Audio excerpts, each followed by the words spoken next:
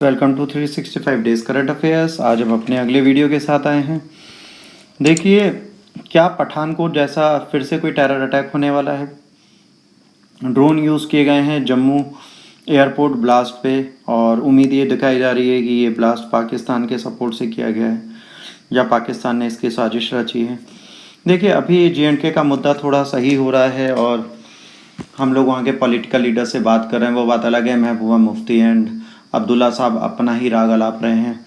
वो चाहते हैं कि पाकिस्तान से JNK के लिए बात की जाए। ऐसी सिचुएशन में कहीं ना कहीं पाकिस्तान फिर से अनरेस्ट फैलाने की कोशिश कर सकता है, और उसने उसी साजिश के तहत शायद ये बम ब्लास्ट किया हो। देखिए, हम किसी कंट्री पे ब्लेम श्योरिटी के साथ जब तक नहीं कर सकते तब तक नहीं हो सकता, ठीक है। पॉइंट है कि ये पाकिस्तान का रोल है, हो भी सकता है, नहीं भी हो सकता। बट अगर पाकिस्तान का रोल नहीं तो हमारी कंट्री खुद की कंट्री पर तो अटैक कर नहीं सकती। फिर भी देखते हैं आगे क्या होगा। चलिए, ये क्या हुआ संडे को, उम्मीद ये दिखाई गई कि एक अटेम्प्ट किया गया पाकिस्तान के द्वारा। इससे पहले 2016 में भी उन्होंने अटेम्प्ट किया था टेररिस्ट अटैक का पठानकोट पे, जहाँ पर इन्होंने 6 सुसाइड बॉम्बर्स को भेजा था, और ये आए थे पठानकोट एयरबेस पे। 36 घंटे की लड़ाई चली थी, 5 अटैकर मारे गए थे, और हम लोगों ने भी कई अपने सिक्योरिटी पर्सनस की लाइफ खोई थी।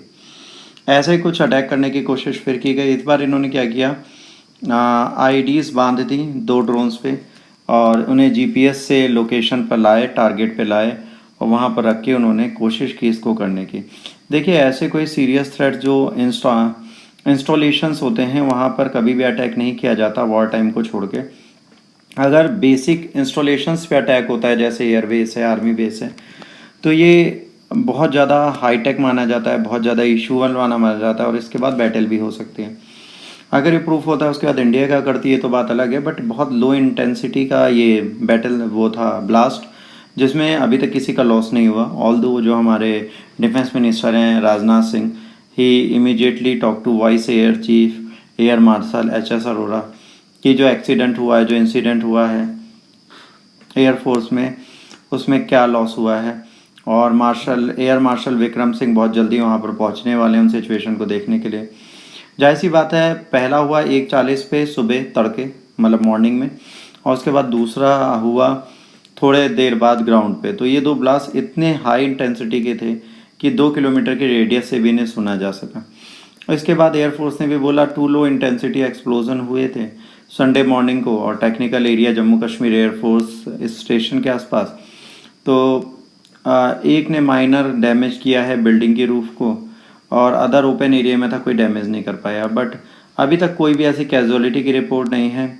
जम्मू कश्मीर पुलिस और other security agencies, forensic expert, ये सब बेटा स्पॉट पे गए हैं देखने के लिए कि इस ब्लास्ट का नेचर क्या था, और हाई लेवल मीटिंग अंडरवे है, इन्वेस्टिगेशन होगा। अब यहाँ पे ये भी रिपोर्ट है कि LET जो है ना, टेररिस्ट जो हैं लश्कर-ए-तोयबा, वो उनको अरेस्ट किया गया था। 4.7 kg IED रिकवर्ड की गई थी उनके पास से। हावेवर अभी तक ये नहीं पता कि इन दोनों में कोई कनेक्शन है कि नहीं। तो देखिए, अभी कुछ लोगों को अरेस्ट किया गया संडे को, और उसके बाद ये अटैक हुआ।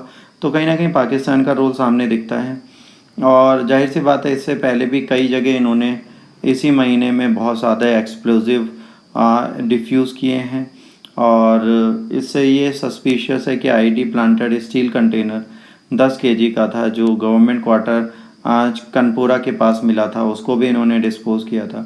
ऑलरेडी ऐसी सिचुएशंस अब बनाई जा रही हैं कि जम्मू कश्मीर जो पीसफुल बन गया है, उसकी पीस को अगर फिर से आप इनस्टेबल कर देंगे तो जाहिर सी बात है वहाँ पर अनरेस्ट जब आ जाएगा तो इलेक्शन नहीं होंगे, और पॉलिटिकल विल पावर जो चाहिए वहाँ के पॉलिटिकल लीडर्स को, और पॉलिटिकल लिबर्टी चाहिए, वो फिर से गवर्नमेंट होल्ड कर देगी। तो पाकिस्तान ये चाहता है कहीं ना कहीं कि JNK कभी भी पीसफुल ना हो। अगर JNK पीसफुल होगा और उसका डेवलपमेंट होने लगेगा, और ट्रस्ट ऑफ JNK पे जो है JNK का, पाकिस्तान हम उनके लिए कुछ कर सकता है, वो ख़त्म हो जाएगा। इंडिया को डेवलपमेंट करने का मौका मिला तो इंडिया बहुत बेहतर करेगा, यही कोशिशें हो रही है। इंडिया अपने एफर्ट्स लगाने की कोशिश में, और पाकिस्तान उन एफर्ट्स को ख़राब करने की कोशिश में। अब देखिए, ये एक्सप्लोजन जो हुआ है, ये कहीं ना कहीं एक, अगर अदर कंट्रीज़ होती तो वॉरसम सिचुएशन पे लाता, बट अभी कोई मैन लॉस नहीं हुआ। बट हाँ, हाई अलर्ट वाली बात आ गई है कि JNK अभी फिर से अनरेस्ट की तरफ जा रहा है। कुछ अदर कंट्रीज़ और कुछ वहाँ के भी लोग इन चीज़ों में सपोर्ट कर रहे हैं, कुछ टेररिस्ट ऑर्गेनाइजेशंस फिर से वहाँ पनप रहे हैं, और इन चीज़ों पे ध्यान देने की ज़रूरत है। बाकी चीज़ें तो सेटल हो सकती हैं, तो हमें कोशिश करनी चाहिए कि हम यहाँ की चीज़ों को बचा पाएँ। हमें कोशिश करनी चाहिए वहाँ के पीस को इस्टेब्लिश रखें और जल्दी से जल्दी इलेक्शन करा पाएँ। तो आज के लिए बेटा इतना ही है। अगर आपको ये लेक्चर अच्छा लगा तो प्लीज़ इसे लाइक, शेयर और सब्सक्राइब करें। अगर आपको कोई भी इशू दिखता है तो आप प्लीज़ डिसलाइक करें, और डिसलाइक करने के बाद हमें ज़रूर बताएं कि आपने इसे डिसलाइक क्यों किया है। तब तक के लिए जय हिंद, वंदे मातरम।